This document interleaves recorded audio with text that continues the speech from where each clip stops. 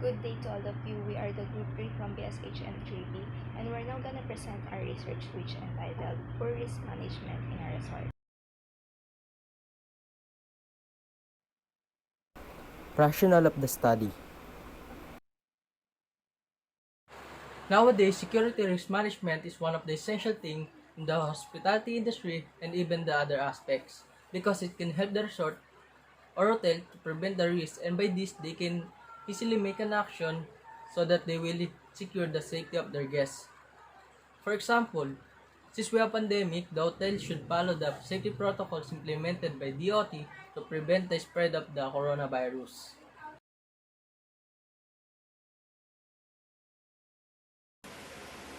There's some risk occurring unexpectedly, like the incident that happened in Resort World Manila last June 2017, wherein a gunman passed the security and the incident took so many lives. This article is from the BBC News published on June 2, 2017. The question here is, how man's gun got through the security of the resort even though the Resort World Manila has a better security? Maybe there's a negligence occurred in this case. That will fall under the poor security risk management. And because of that, the guests or clients have doubt to go back to the resort. So that's why Resort World Manila should work on with these mistakes and improve their security risk management so that it will not happen again, and by that they can earn or they will get back the trust of their guests.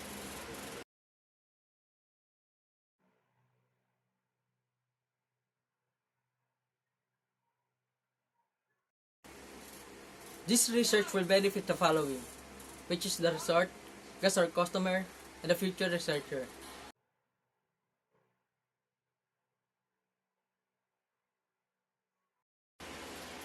In this study, our goal is to know the preference of the guests in considering and choosing resorts in line with the security risk management. In addition, this study is looking for the relevant data that can support this research and also can help address the gap and to meet the objectives of this study. Background of the study.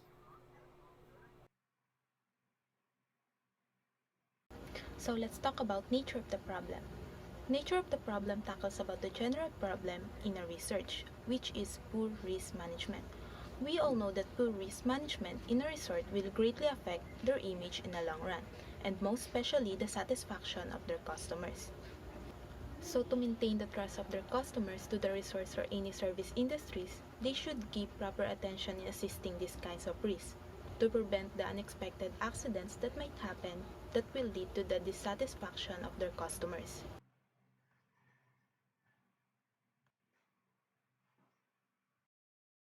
So let's talk about issues and concerns about resorts here in the Philippines.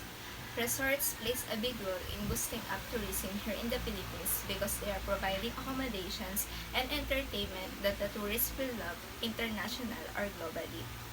One of the good examples that the resorts have been facing off is when COVID-19 reaches here in the Philippines because they are forced to be closed, and some people who are working in the service industry have been unemployed.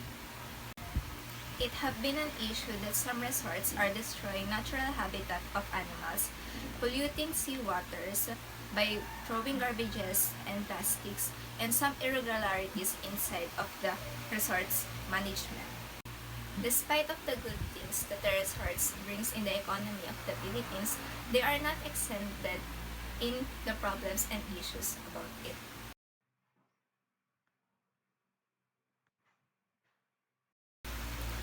Let's move forward to the industry.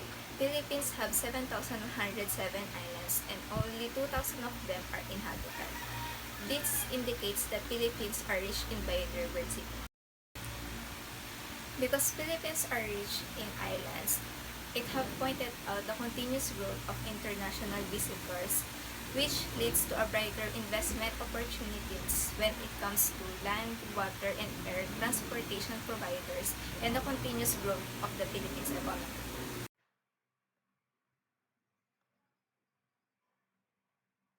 Local discuss about the place or settings where the study is conducted. We researchers choose the locality of Pasig City to conduct our research about the poor risk management in a resort. Pasig City, known as the Green City for its environment-friendly initiative led by its local government. Literature review. Local literature that we have gathered related to our topic is the incident happened in Resorts World Manila wherein there's a man with a shotgun have passed the security. This incident caused a lot of lives and casualties have brought in the hospital. Even though the safety equipments are not broken, it is clear that the guests are not well informed of security procedure as well as the people who are working in the resort. So let's talk about foreign literature. According to Centennial College course, the hospitality and tourism industries are more likely vulnerable industries to crisis. Although crises and disasters cannot be stopped, their impact on the hospitality and tourism industry can be limited through understanding and subsequent management of such incidents, and can be vastly improved upon through a well-thought crisis plan that can help management to respond and control damage to the organization's reputation. Conceptual framework. There are two things that we must first consider before conducting this research. First one, we must identify our objectives, which includes TRM, risk assessment in hospitality and tourism industry, safety precautions, importance of safety measures, and customer preferences and importance of stabilized protocols. Anticipated problems, on the other hand, talks about the possible problems that the researchers might face while conducting this research. This includes the poor internet connection or the data, COVID virus which is happening right now, availability of time of the researchers, availability of related research and literature, availability of research resources, which is the computer or tablet. After establishing these two, we can now identify the factors that affecting ARM, both internal and external factors.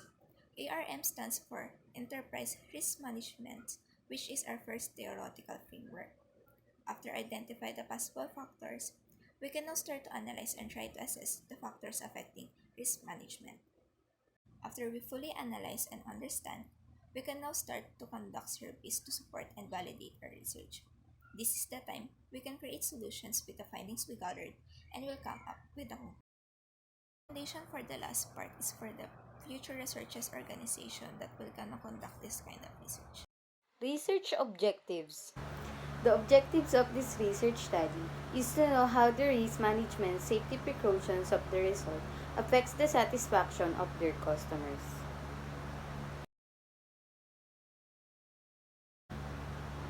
Second, to give some reliable information about how the resort manage the risk and give importance to the safety measures of their place and as well as their customers.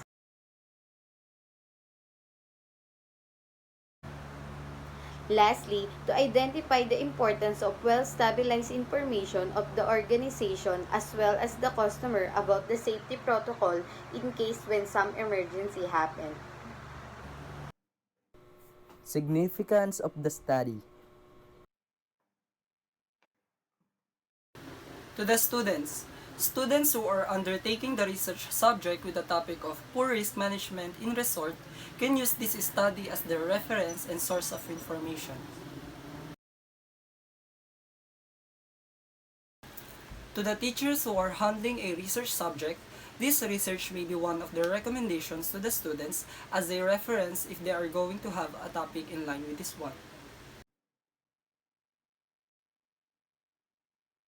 To the researchers, this study may be a way to make them aware of the risk management that should be taken in resorts in order to prevent accidents.